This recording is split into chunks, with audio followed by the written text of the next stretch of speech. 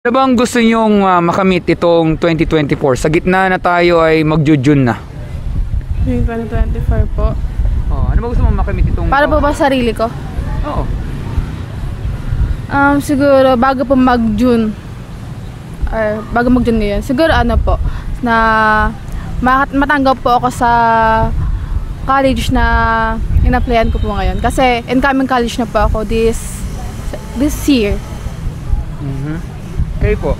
Ano po, sa akin din po, ganun din po sa sinabi niya po. Tapos po, scholarship din po, since nga po, hirap din and also pahinga na din. Pero sa tingin nyo, kayo ba ay masayahin ba kayo o malungkutin ba kayo sa simulan tong taon na to? Sa akin po is, siguro po, hindi din. Hindi naman malungkutin, hindi rin naman masaya. Sakto lang. Sakto lang. Kayo po ya? Sa akin po, masaya naman po kasi kahit po sobrang dami dumating na problema, marami pa po ikaw titingnan na masaya po, na marami pong nandyan para sa'yo, na ikakasaya mo, ikakaramdam mo ng comfort po para sa kanila. Ayun lang po. Pero kung i-rate nyo po sarili nyo kung gaano kayo kasaya, 10 as in sobrang saya, or 1 hindi kayo masaya talaga, sobrang matinding kalungkutan kung tawagin, saan nyo po ilalagay ang sarili nyo sa mga numero? 10 po. 10 as in masaya talaga? Aba? 5. 5. I understand. Pero sa tingin nyo kaya, bakit isang tao po ay malungkot o malungkutin? Ano kaya ang pinamabigat na dahilan kaya? Ano po, siguro po dahil, una, family problem. Siguro din, tambak din na school works, and personal problem din. And yung, siguro sa sarili din, identity crisis. Para din kasi sa akin is, ayun, nagiging problema ko din siya, identity crisis. Kaya, ayun, mas nagiging malungkutin din ako. Kayo po kaya? Para sa akin po, kaya marami pong malungkutin na tao kasi minsan hindi na po nila kinakaya yung mga problema na dumating sa kanila. Hindi po nila kaya i-handle yun dahil una, wala pong nandyan para sa kanila, or marami pong nangyari sa kanilang problema na sobrang hirap po talagang solusyonan. Kaya po nagiging malungkot po yung tao. Naniniwala kayo, sabi ng mga maraming Pilipino po, kaya daw isang tao ay malungkot o malungkutin ay dahil wala po silang pera, as in wala silang panggustusin. Naniniwala kayo yun ang dahilan daw kung bakit sila malungkot? Mga walang pera. Ay hindi po, kasi hindi naman po natin nakukuha ang kasiyahan po sa pera or sa mga material na bagay. Kasi ang kasiyahan po, nakukuha po natin yun sa pagmamahalan, sa pagbibigay ng kabutihan sa ating kapwa. Kaya po kaya? Ano din po, same goes po sa sinabi din ni ate. Na yun po, hindi naman po kasi talaga pinaka key yung pera sa kasiyahan, which is yung parang para sa akin kasi understanding, comforting, yung parang caring lang talaga yung pinakakailangan ng isang tao. Yung may makikinig lang sa'yo, yun yung parang saya. Pero yung feeling mo na pera yung magiging source ng kalungkutan mo, which is, one of the factor din since, ayun nga, mataas yung inflation, madaming bayarin, nagiging party din talaga siya ng kalungkutan. Pero para sa akin, hindi siya talaga yung pinaka factor na nagiging malungkot yung tao. Sa tingin nyo ba, talamak na po ba ang tinatawag natin na trust issue sa panahon ngayon? Opo. Bakit? Siguro po kasi nakikita mo kung paano mo, trust issue.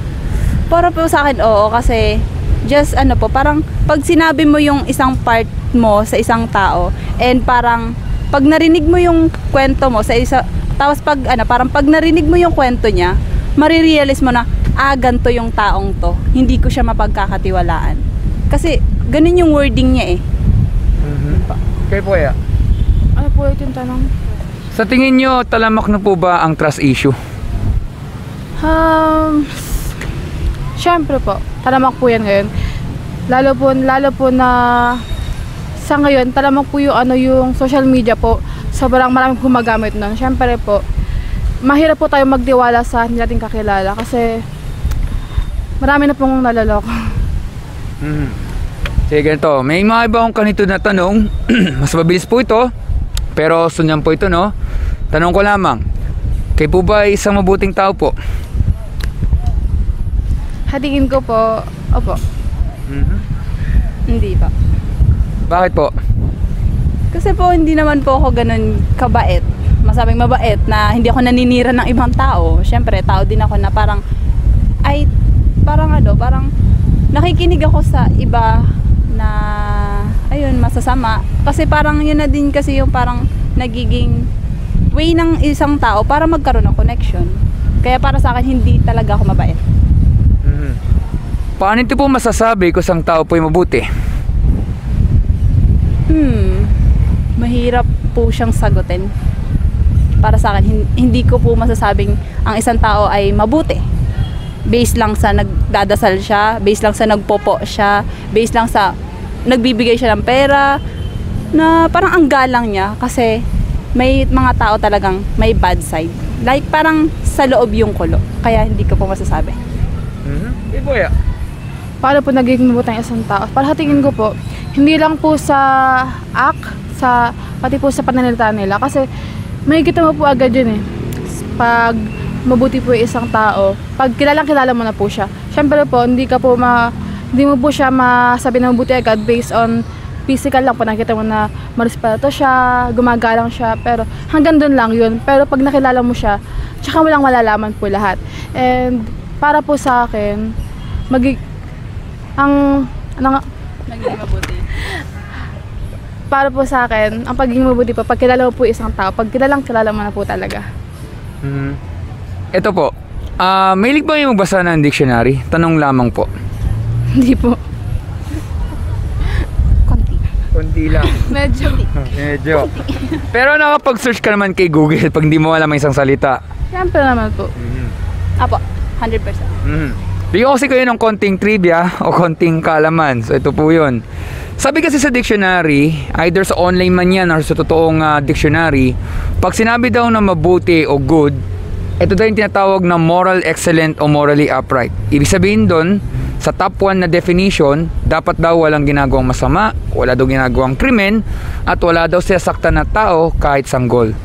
Pero tingnan natin po itong mabibilis sa tanong kung talagang tutugmaan ito. Kagaya nito, kayo po ba ay nakapagsinungaling po sa tanan ng buhay niyo po? Opo. Yun nga, ang problema, lahat po tayo guilty kasi ang una po matututo ng bata ay magsinungaling. At lahat tayo dito ay guilty. Pero ito po, kayo po ba ay nakapagnakaw po ng isang gamit? Kahit po ni lapis, ballpen, barya, kahit ano pang halaga yan, kahit sa internet, nakapagnakaw na. Mga lapis, hindi naman po. As in never pa? Ano po, parang ginagamit pero binabalik lang din. Parang gamit, tapos yan, bala na yun, ganun. Hindi, I mean, halimbawa yung kunwari may napulot, tapos hindi na naibalik, naibulsa, or may nakuhang isang bagay kahit maliit, hindi na ibinalik. Or never pa kayo nakapagnakaw? Sa pamilya, opo. Understand, kayo po Kung wala naman, pwede po ba yung kukuhanin mo nang walang paalam yung isang bagay, pwede babalik mo naman. Siyempre, parang gano'n din. Siyempre. Binalik naman. Like, kailangan mo po ng ballpen, kukuha ka lang, tapos hindi ka magpapaalam, para ibabalik mo. Ganun. Well, ang punto lamang po kasi, regardless po yung kung maliit o malaking bagay yan, for sure, lahat tayo dyan ay tayo ay nahulog na dyan. Yung parang, kinuha mo na walang paalam, pero binalik mo, syempre isipin, may nagnakaw, kaya hahanapin o itutukoy ko sino yon. Imagine nyo lang po kasi kung matindi po yung batas na yan, for example, baka doon na po tayo nagpapahinga sa kulungan na siguro kasi lahat tayo doon ay guilty talaga. Kaya kasi po daw isang tao ay nakapagnakaw regardless of any value ay dahil gusto nilang isang bagay ng walang kahirap-hirap. Yun nga lang, ang problema, lahat tayo dito ay guilty. Hindi lang kayong dalawa, tayo pong lahat dito. Pero ito po, kayo ba ay nakaranas ng magalit sa isang tao? Siyempre po. Opo.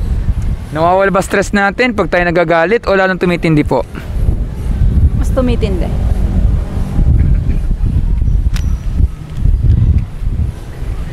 Medyo po. Kasi para po sa akin, pag nagagalit ka po, parang mas na-express mo yung emotion mo. Parang nawawala yung bigat na naramdaman mo. Siyempre normal naman po pag tayo po yung magagalit, siyempre masasaktan. Alam naman po tayong tatawa o ngingiti po dito. Baka baliw na po yung isang tao na sinasabing hindi siya nagagalit pero deep inside, ibubuhos na lang po ito ng biglaan. Kasi may sinasabi kasi na hindi din daw kailangan manapak, suntukin, sampakin o saksakin mo isang tao. Ang kailangan mo lang daw ay magalit lamang, hindi mo kailangan magmura. Yun nga lang, ilataga tayo dito ay guilty. Pero ito pa po, na-appreciate yung patience and honesty, pero ito po, nagagamit nyo ba minsan ang pangalan ng Panginoon sa walang kabuluhan? Minsan pag kayo nagugulat, napapa-OM, alam nyo na po yun? Ay, hindi po. Never? Oh my gosh, ganun lang. Okay, babalikan natin po yan. Kayo kaya? Hindi po. Never din? Hindi po talaga. Pashnea, ganun. Kahit yung sinabi niya na noon, hindi rin. Hindi po. I-include po yung si Dad sa mga... Oo, actually yung binanggit mo kanina, bagamat hindi siya letter D, di ba? Parang G-O-S-H, tama ba? Bigyan ko kayo ng konting trivia. Familiar ka ba sa salitang mince oats? Mince oats. Hindi po. Hindi po siya literal na pagkain, no? Hindi yung oats na kinakain. Ibig sabihin lang po niyan, yan po kasi isang term sa Amerika na pinapalitan ng nila yung pangalan pero parehas lamang ang meaning. So kahit sabihin mong kunwari yung OMG name for example, instead na Panginoon, sabihin nila gulay, pero ang totoo doon kinuha ang logic nun para lang sabihin expression. So whether hindi mo sinabi yung salita pero ang tanong, yung ba nasa puso natin? Yan ang ating medyo kailangan ng heart check kasi lumalabas, nasasanay po ang maraming tao dito. Yun nga lang kasi para mas maintindihan nyo, ito lamang. Tanong ko lamang, mahal nyo ba nanay nyo? Apo. So halimbawa, nagpapalipas kayo dito ng oras dito sa pagpapahangin. Bigla na lang napuwing ang mata nyo. Okay lang nabanggitin nyo ang pangalan ng nanay nyo bilang panggulat lamang instead na pangalan ng Panginoon. Yung parang pag nagulat lamang instead na OM ganon, pangalan ng nanay nyo. Okay lang ba gamitin nyo yun? Hindi. No. Bakit po? Parang parang ang disrespectful po kung name yung sasabihin. Nakakawala po ng respeto pag ganun. Exactly, syempre nanay nyo yun Katatasin ng tao dito, pag binanggit mo, mag-aaway na agad-agad yan. Kasi ang tawag kasi doon ay blasphemy o pambabastos. Kasi kung tayo po yung may respeto sa kahit sinong tao, dapat meron tayong respeto sa Panginoon kasi yan po ay dinisenyo para siya po yung malugod or iba pa. Yun nga lang, yung problema, marami talaga sa atin doon or ilan lang ang mga taong guilty dito, no? Lilinawin ko po, ito ilan lang sa maraming tanong. Ito po ay hindi para husgahan po kayo. Ito po ay para malaman kung tayo mabuti pong tao. Sa tingin nyo kaya, kung tayo po mamamatay, hindi po ito pananakot at haharap tayo sa Judgment Day sa Panginoon, kayo ba ay guilty o innocent po kayong tao? Guilty po. Guilty? Guilty. Saan ka kayo pupunta kung sakali? Sa langit ba o sa impyerno? Tanong lamang.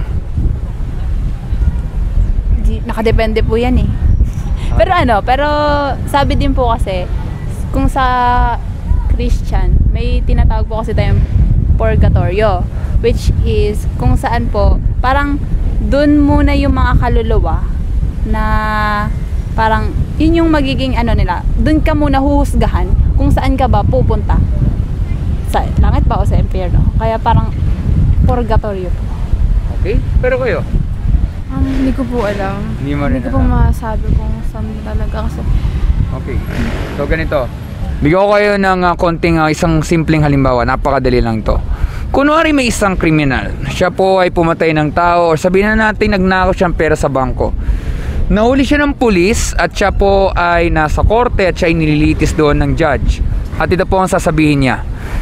Judge, opo, guilty po sa nagawang kasalanan, pero siguro naman po, pwede nyo po siguro natin pag-isipan, ilagay nyo muna sa waiting list bago nyo po ako siguro husgahan, kasi nagkamali po ako, baka naman pwede natin pag-usapan.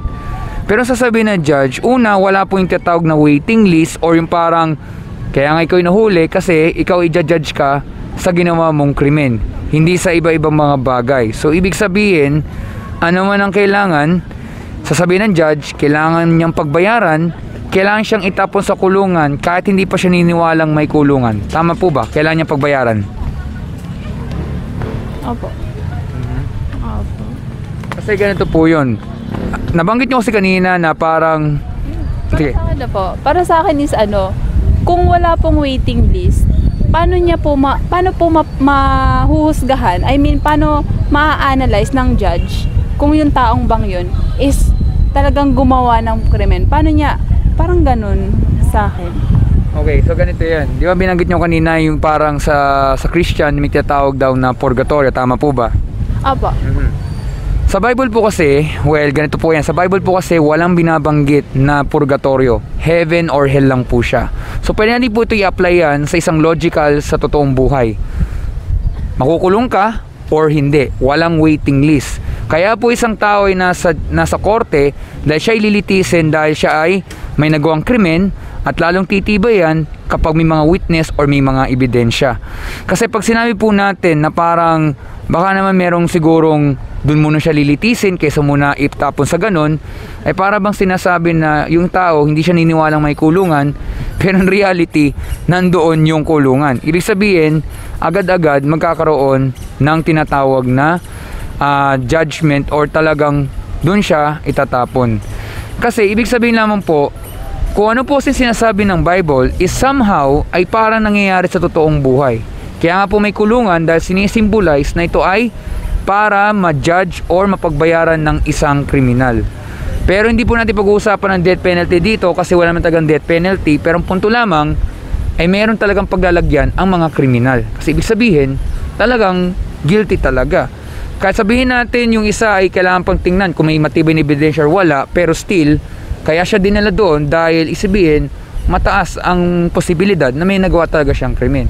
Lalo pa kaya kung ang Panginoon, kasi ang Panginoon, alam niya kung ano nasa puso't isipan natin. So, ibig sabihin, kita niya ang bawat ating mga galaw dito. Pero ito kasi ang problema.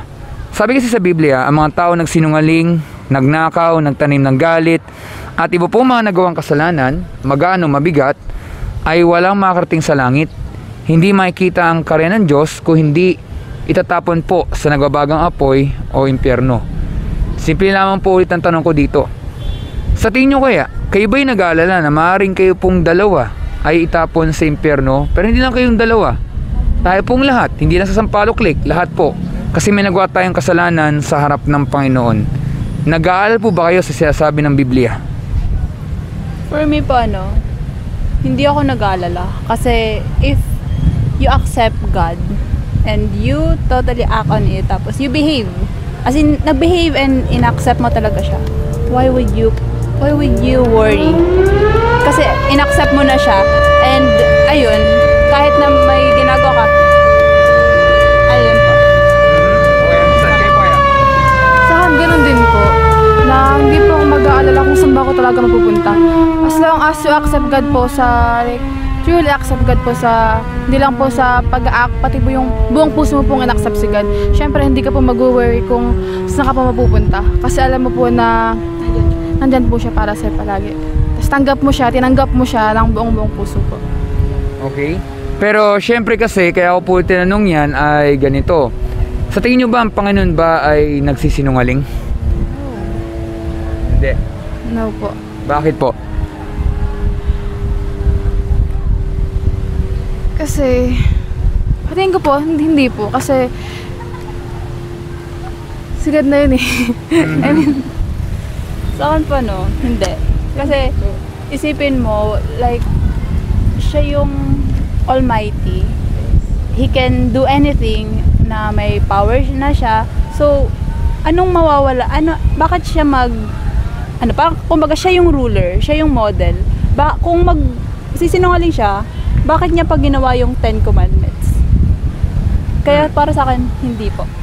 So exactly, tama yung mga sagot nyo. Kasi, kaya po mayroong salitang perfect ay sabi sa isang etymology, hindi po nilagay yan o i-describe sa tao.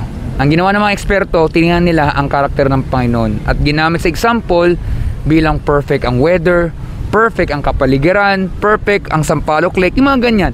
Pero never po inilagay sa tao kasi mag-aaway. Kaya nga pumasok ang salitang imperfect.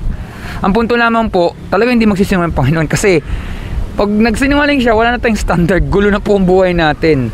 Ngayon, whether we like it or not, ang sinasabi po ng Panginoon sa Bible, yan po ay 100% totoo.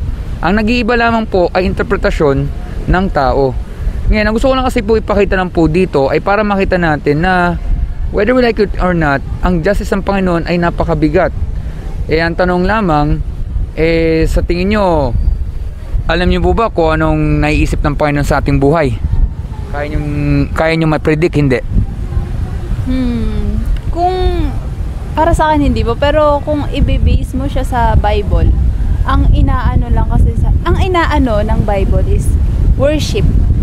Kasi there's no parang etong physical world, etong nararamdaman mo ngayon sa buhay na to, is just a temporary. Kaya kung mag-worship ka na mag-worship and also you act on it naman, you behave naman, and yun, pinipraise mo si God, it will be a temporary, it will be a permanent po. Yun po yung parang inaano sa akin ng Bible na mag-worship ka kay God kasi yun yung purpose mo, yun yung goal mo, kaya ka binuhay dito. Yun po. Kaya po yan? Hindi po. Hindi. Pero syempre, kaya ako po si tinanong yan dahil ang gusto natin kasi iparating po dito na kapag ang kanyang salita ay nagsasabi ng totoo, ibig sabihin, kailangan ng isang tao, hindi lang siya basta maniniwala sa kanyang salita, dapat ito maglilid para po sa humility or humbleness. Kasi ibig sabihin, ang Panginoon po kasi galit siya, hindi lang sa mga kasalanan, kundi sa kasalanan tulad po natin. Lahat tayo dito ay guilty. At ang isa pa, ayaw rin ng Panginoon na kahit sinasabi na wino-worship mo siya, or sabihin mong tinatanggap mo ang Panginoon sa puso mo, for example, meron kasi sinasabi sa Bible na pwede niyang patalsikin ang mga tao nagsasabi na pinoprophesy ang pangalan niya, for example, pero deep inside, hindi man ina-apply sa totoong buhay. Kaya sinasabi ng Panginoon, depart you, na parang sa Bible sinasabi na pinoprophesy nila na Lord, Lord, Lord, I prophesy your name, o ginagamit yung kanyang pangalan para patalsikin yung masasamang espiritu. Pero sasabi ng Panginoon, depart from me, you law of iniquity or lawlessness. Ibig sabihin, mga gumagawa ng kasalanan. So ibig sabihin, talagang hindi niya pinalampas ang ganong ka-standard ng Panginoon na yun. Pero whether we like it or not, dapat tayo mag-alala kasi po buhay ang pinag-uusapan natin. Kagaya nito, kayo ba natatao sa kamatayan? Kayo ba natatao sa kamatayan? Hindi po. Hindi. Bakit po? Ay. Kasi lahat naman po tayo makakarating doon. So, bakit ka po matatakot? Parang enjoy mo na lang yung buhay mo habang nandito ka pa kasi hindi mo naman malalaman kung kailan ka mawawala at hindi mo naman hawak yung buhay mo kasi pahiram lang po sa iyo ni Lord. So, ayun. Kayo po ya? Hindi po. Bakit din po? Ayun nga po, sabi din po, is hindi mo din hawak. And parang una-unahan na lang po yan. Enjoy mo na lang yung buhay mo, gano'n. Ganon. Pero kung bibigyan ko yung pagkakataong mabuhay ng mahaba, ilan pa kayang years po? Years. Ano yun? Years po ba? Parang gusto ko pa po ng umabot pa ng 101. Wow, 101. Opo, parang gusto ko makita kung ano po ba yung pagbabago sa mundong to. Wow. Kayo po kaya? Siguro yung taon po na pag nagawa ko na po yung mga bagay na gusto ko, tapos natapad ko na po yung mga pangarap ko, tapos na-provide ko na po sa family ko yung mga dreams ko po para sa kanila. Tapos ayun, pag naranasan ko na po yung mga bagay na pinapangarap ko po. Feeling ko po mga age na yun. Na 80 ganun. Ayaw mong gawin na 100? Hindi po. Ayaw mo kasamahan? Well, I understand. Depende naman po sa inyo yan. Pero syempre, alam niyo po ba hanggang kailan kayo mabuhay? Hindi po. Yun nga po kasi problema, no? Hindi ko mo kayo tinatakot. Mambuhay lang po ay napakaiksi. Dito pa lang sa Pilipinas, marami na po mga namamatay, mga bata na. Lalo na nga, nung after ng COVID-19 and etc. Sabi sa mga balita or sa mga statistics, puro pababata na mga namamatay. Hindi mo kayo tinatawag naman sana. Nabigyan na lang kayong pag-uwi, bigyan na lang matigok, etc. Bigyan umabsent na lang sa klase, tapos ano nangyari? Hindi mo kayo tinatakot. Ito po kasi ay realidad na talagang ang buhay ay maiksi lamang. Pero hindi ko kayo para tinatakot, hindi po ako manguhula. Ito ay para lang malaman na ang buhay po talaga, ikatabi na natin, pwedeng peligro na o kamatayan. Pero bagamat nakakatakot po lahat at talagang ang justice ng Panginoon ay talagang tayo lahat ay siyempre ang pupunta, whether we like it or not, pwede man po magbago ang lahat kapag narinig natin tong salita na to. Narinig mo yung salitang mercy? Mercy, M-E-R-C-Y? Aba, Ano sa Tagalog nun? yung parang ano, kawaan ba yan? Hindi, parang ganun, something ganun. Have mercy on us. Pero, ang hirap niya mo itagalog. Pero ano po, alam po namin yun. Kawaan. Ganun, parang kawaan mo. Oh, ang sagot po talaga nun eh kanina pa, kasi ng mercy ay awa. Kayo ba'y laging humihingi ng awa? Pag sinabi ko sa nating mercy or awa, isibihin pwede tayo humingi ng awa sa Panginoon na inamin natin na tayo po yung mahina. Tayo po ay humingi ng gabay sa Kanya at tinatanggap po natin ang pagiging pagkakamali or pagiging makasalanan natin. Kasi ibig sabihin, tinatanggap po natin ang ating kahinaan. Kasi alam ng Diyos na hindi natin talaga kayang iligtas ang ating sarili. Kasi alam ng Diyos na lahat po tayo ay pumalpak. Pero hindi po siya naiinsulto kung tayo laging hingi sa Kanya ng mercy habang nabubuhay pa. Bakit? Dito po kasi papasok isang tao magpapakumbaba at yung makikita mong ginagawa niya ay totoo at hindi po walang halong plastic. Kasi nga, pwede kasi isang tao ay kinikilala niya ang Panginoon sa buhay, pero ang tanong lamang ay yung ba ay tagus ba o talagang genuine kung tawagin. Pero pag isang tao humingi ng mercy, ibig sabihin nagbabago yun kasi gusto niyang ipakita na yung kanyang kahinaan ay talagang dahil nga siya ay tao na nagkakamali at talagang kailangan niya ng awa o mercy. Dahil pag nangyari yon, dito na po magbabago ang takbo ng mga kaso. Ano kaya ang ginawa ng Panginoon sa ating lahat upang hindi tayo itapon sa impyerno, tayo pa ay makalis po sa Judgment Day? Ano kaya ang ginawa ng Panginoon sa ating lahat? Biniwis po niya yung buhay niya para sa mga kasalanan po natin. Kaya po. Yan po, sinacrifice niya po yung only child niya po. Only child po. Yun nga. Tayo pong lahat ay makasalanan, di lang sa Pilipinas, pati sa buong mundo. Tama po ba? Apo. Pero po ang ginawa po ng Panginoon sa Kristo, binuwis po yung kanyang buhay, hindi lang sa inyong dalawa, sa ating lahat. Kasi gusto niya po magmalasakit. Ang tawag po doon ay unconditional love or pag-ibig na walang kapalit. Yun nga lang, ang problema, may mga tao na ayaw ng katotohanan, ayaw nila may nagmamalasakit at gusto nila na silang masusunod. Yan yung dahilan kung bakit ayaw ng mga tao ang liwanag ng katotohanan kasi para sa kanila, nasisilaw sila.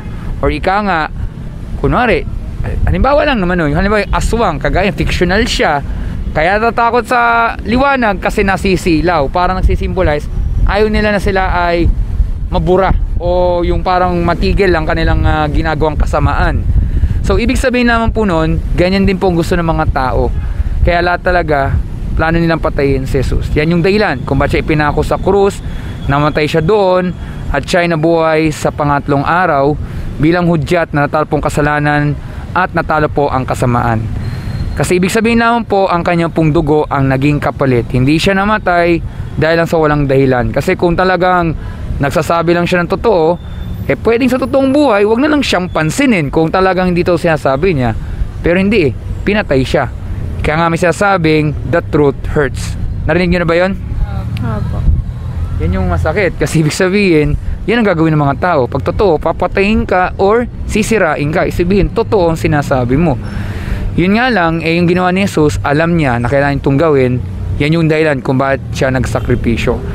Ngayon, ang kaligtasan po ay nasa biyaya ng Panginoon at wala sa ating mabuting gawa. Parang isang kriminal, siya po ay makakalaya lamang kung may nagbayad ng piyansa. Nalagay sa salitang piyansa? Opo. Apo. So, ibig sabihin, isang tao pwede po siyang palayain dahil may nagbayad po ng danyos. At gayon din po, ang ginawa ni Jesus ay ang kanyang buhay ang naging kapalit upang makalaya po sa kapahamakan. Yun nga lang po, ang kaligtasan ay nasa biyaya ng Panginoon at wala sa ating mabuting gawa. Pero may dalawang bagay po para makamit yan. Una, narinig mo yung salitang repentance? Repentance. Narinig niyo na? Mm. Ano yung sa Tagalog nun? Tawag dito, yung parang isuko mo lahat ng ganun. Parang something po ganun. I-repent mo lahat, parang ganun. I-repent Yeah, mo lahat ng nagagamit yung word na kasalanan. repent. Pero, ganun din. Actually, ang tamang term po dyan ay pag sa ating repentance or repent, pagsisisi sa kasalanan. Halimbawa, di ba pag kayo nagkakasakit, gusto niyo laging gumaling? Opo. Hindi po kasi ako nakakaramdam ng sakit, kaya po hindi ko pa po alam. Hindi, ibig ko sabihin, syempre pag nagkasakit, di ba gusto niyo laging gumaling? Tama po ba? Opo. Oo, ata. Parang gusto mo ata maranasan magkasakit na talaga, easy naman, wag naman ganun. Kayo, ganun din, gusto niyo gumaling pag nagkasakit. Siyempre po. Kasi tanong ko lamang, sa tingin niyo ba makakapagsampalo-click ba kayo kapag kayo nilalagnat? Hindi. Opo. Ay, oo. Opo, ginawa na po namin. Opo, pag nilalagnat po, opo. Pupunta ka pa rin? Seryoso? Opo. Oo, papatay niyo sarili niyo talaga. Kaya po yun. Kaya. Okay. Ibig sabihin naman po, syempre, pag po kayo nagkasakit, magiging limitadong galaw nyo, hindi kayo makakapunta sa ganyan. So, sabihin, pag po tayo nagkasakit, gusto natin talagang gumaling para nagagawa natin. Pag po tayo nakagawa ng kasalanan, patuloy po natin tong pagsisihan at lagi nating babaguhin ating puso at isipan. At ang pangalawa po ay ang pananampalataya sa Panginoong Jesucristo lamang bilang Panginoong tagapagligtas. Pag nagawa natin yung dalawang bagay na yun, tsak, patatawarin tayo ng Panginoon, bibigyan tayo ng bagong puso at isipan, at tigit sa lahat po, ano man ang pagsubok na pinagdaan natin, meron pong pag-asa. Hindi sa mundo nito, kundi sa Kanya lamang, at dahil doon, meron pong buhay na walang hanggan. So, bago po umalis, meron na pong ilan sa mga mabilis sa tanong ko lamang. Sa tingin nyo kaya, nagsasabi kaya ako ng totoo sa ating napag-usapan po? Opo. Opo naman. Pero pag-iisipan nyo po ba ating napag-usapan po? Siyempre po. Isipan. Opo, pag-iisipan ko. Kayo ba nagbabasa ng Bible araw-araw? Tanong lang. Hindi po masyado eh. Pero pag nandyan po si Lola, yun. Doon po ako nagbabasa. Hindi na po. Parang every Sunday na lang. Saturday and Sunday. I understand, no? Pero ganito lang kasi yun eh. Di ba pag kayo nagugutom, kakain po kayo? Tama po ba? Opo. Apa. Halimbawa, sarado at ang tindahan at ang bukas lamang po ay convenience store sa taas. Tatakbo kayo, bibili kayo ng pagkain kasi kayo nagugutom na. Tama po ba? Opo. Okay, buti po kung ganun. Kasi akala ko sasabihin naman, hindi, tinatamad ako kasi talaga layo pa eh. Hindi, ibig sabihin, pag kayo nagugutom, of course, kakain po kayo. So sana po, ganun din sana mindset. Kapag sa Bible, gawin natin po ang best na mabasa natin kanyang salita araw-araw. Kasi bakit? Kaya po tayo hindi nagkakasakit kasi kumakain tayo ng mga pagkain na pampalakas talaga. So kapag po sa spiritual, kailangan natin basahin kanyang salita para hindi po tayo natutukso na hagawa ng kasalanan. Kasi ibig sabihin po, hindi lang po conscience lang na tama or mali lamang. Kailangan po natin ang kanyang guidance o kanyang salita na whether we like it or not, ay ito po lang ang tumutugma sa katotohanan. Kung ano nangyayari sa balita, ay nangyayari rin po sa Bible kasi alam po yan ng Diyos. Para yung isang tao sana ay hindi napapahamak. Kasi ang purpose po natin dito sa mundo na ito ay makilala natin ang Panginoon at siyang malugod natin habang buhay. Ang bad news po, lahat po tayo guilty, lahat po tayo makasalanan, kaya siyempre talaga tayo tatapon. Yan ang judgment day ng Panginoon sa ating lahat. Pero ang mabuting balita, maraming po maliligtas. Hindi dahil sila yung mabuting tao, kundi mabuti po ang Diyos. Sa pagsisisi sa kasalanan at sa pampalataya sa Panginoong Jesucristo lamang, maraming po maliligtas. Hindi dahil sila yung mabuting tao, kundi mabuti po ang Diyos. Dahil po doon, nagkakaroon po ng buhay na walang hanggan. Maraming salamat po dito sa oras na po ito. Meron ba kayong katanungan po? Wala naman po. Maraming salamat po at mag-ingat po kayo. God bless po, no? Thank you po. Thank you po. Thank you po.